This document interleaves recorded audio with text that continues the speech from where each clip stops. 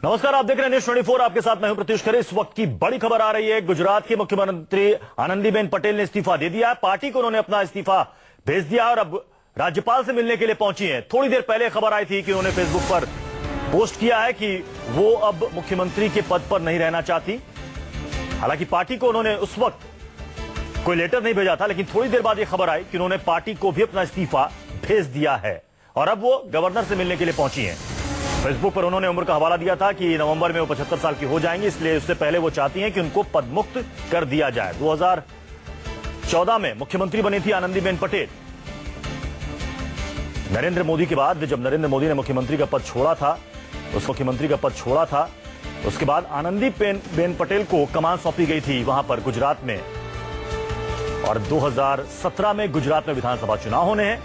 उससे पहले आनंदीबेन पटेल का कहना है कि वो सीएम का पद छोड़ना चाहती हैं। बकायदा उन्होंने पार्टी को अपना इस्तीफा भी भेज दिया है और अब वो राज्यपाल से मिलने के लिए पहुंची हैं। अब सवाल यह है कि आनंदीबेन पटेल के बाद अब गुजरात का मुख्यमंत्री कौन होगा? क्या नितिन पटेल, जिनका नाम पिछले 3-4 महीनों से चर्चा में चल रहा है, या फिर विजय रूपाणी, जो कि बीजेपी के गुजरात में प्रदेश अध्यक्ष भी हैं, उनके नाम पर भी चर्चा चल रही है। अब सवाल है कि अब आनंदीबेन के बाद गुजरात की कमान किसके हाथों में सौंपी जाएगी? यह बड़ा महत्वपूर्ण होगा क्योंकि 2017 में गुजरात में विधानसभा के चुनाव होने हैं और इससे पहले नगर निगम चुनाव में बीजेपी को भले ही जीत मिली थी, लेकिन कई जगह कांग्रेस ने लीड किया था। अच्छी तरह से वृद्धि होती रही है।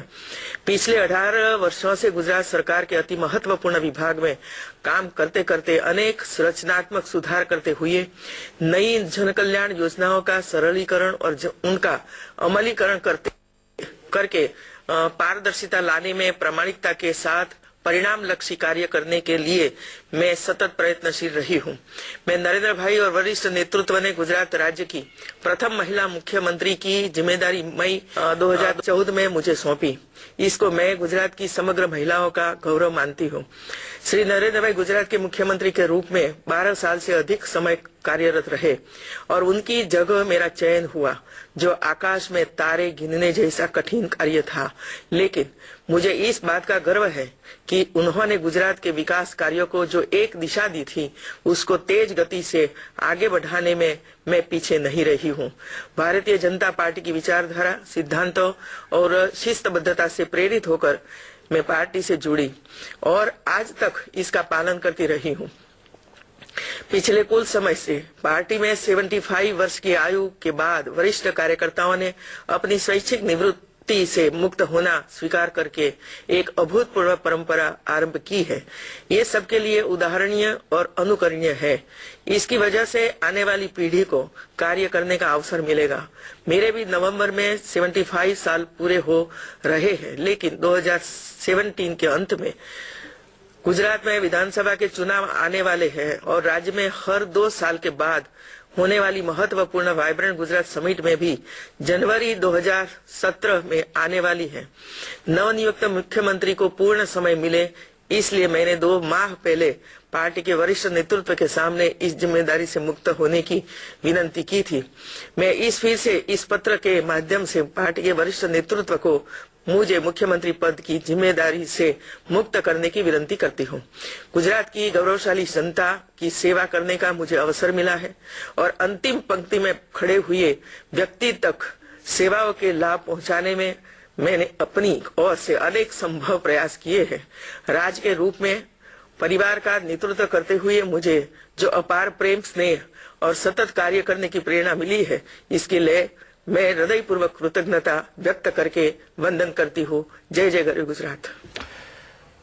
ये आप सुन रहे थे आनंदीबेन का ये वीडियो मैसेज, जिसमें वो बता रही थी कि उन्होंने पार्टी को अपना इस्तीफा भेज दिया है और उनका कहना है कि उन्होंने अच्छे तरीके से काम किया, लेकिन वो चाहती हैं कि अगले गुजरात इलेक्शन से पहले कोई नवनियुक्त मुख्यमंत्री हो जिनके नेतृत्व में अगला इलेक्शन लड़ा जाए। हमारे साथ इस वक्त आम आदमी पार्टी के नेता आशुतोष इस वक्त जुड़ चुके हैं। आशुतोष जी, सबसे पहले इस पर आपका कमेंट चाहूंगा मैं। नहीं, देखिए, आनंदीबेन पटेल के इस्तीफे का मतलब बिल्कुल साफ है कि गुजरात के अंदर पिछले दिनों जिस तरीके से आम आदमी पार्टी की लोकप्रियता बढ़ी है और जिस तरीके से वहां कोने कोने में जाकर आम आदमी पार्टी के कार्यकर्ताओं ने काम किया है और इस बात को लोगों तक बताया है कि ये जो सरकार है वो किस तरीके से पाटीदार समाज के खिलाफ काम कर रही है, दलितों के खिलाफ काम कर रही है, वहां आम जनता के खिलाफ काम कर रही है उसका नतीजा ये है कि अब बीजेपी के गढ़ में बुरी तरीके से घबराहट फैल गई है और उनको इस बात को लग गया है कि आनंदीबेन पटेल के मुख्यमंत्री रहते हुए अब गुजरात के अंदर बीजेपी की नैया पार नहीं हो सकती है।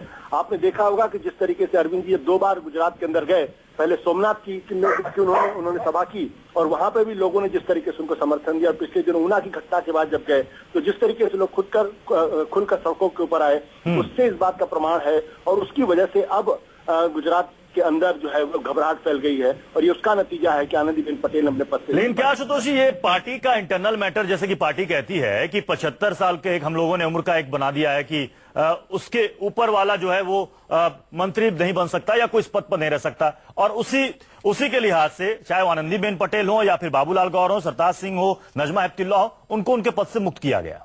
देखिए, ये तो कहने की बातें होती हैं कि 75 साल का क्राइटेरिया, आपने देखा बाबूलाल गौर तो मध्य प्रदेश के अंदर 85 साल के थे, तब उनको वो कैसे अपने पद पर बने रह गए।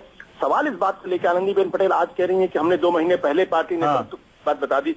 कौन सा ऐसा नेता है बीजेपी के अंदर जो अपनी इच्छा से जो मुख्यमंत्री का पद छोड़ता है? तो असली बात यह है कि जिस तरीके से तो आप कह रहे हैं कि वहां पार्टी घबराई हुई है, जिस तरीके से आम आदमी पार्टी वहां पर हर जगह पहुंच रही है, लोगों तक पहुंच रही है और बीजेपी सरकार की कमियों को सामने ला रही है, इस वजह से पार्टी वहां पर घबराई है, इसलिए शायद नेतृत्व परिवर्तन की बात वहां पर हो रही है। बहुत बहुत शुक्रिया आशुतोष हमसे जुड़ने के लिए। हमारे साथ भूपेंद्र सिंह हमारे संवाददाता भी इस पर जुड़ चुके हैं। भूपेंद्र, इस वक्त सबसे बड़ा सवाल यह है कि अब आनंदीबेन के बाद कौन, क्या विजय रूपाणी या नितिन पटेल?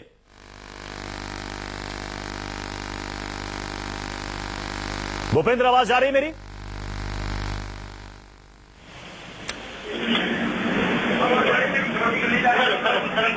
तो इस वक्त सबसे बड़ा सवाल यही है बीजेपी के सामने और खास तौर पर गुजरात बीजेपी के सामने कि आनंदीबेन के बाद अब कौन होगा गुजरात में मुख्यमंत्री, क्योंकि 2017 में गुजरात में विधानसभा चुनाव होने हैं और जैसा कि आनंदीबेन ने भी कहा कि वो चाहती है कि वो 2 महीने पहले ये पद छोड़ दें ताकि गुजरात वाइब्रेंट जो हर जनवरी में प्रोग्राम होता है वो नवनियुक्त मुख्यमंत्री के नेतृत्व में ही हो।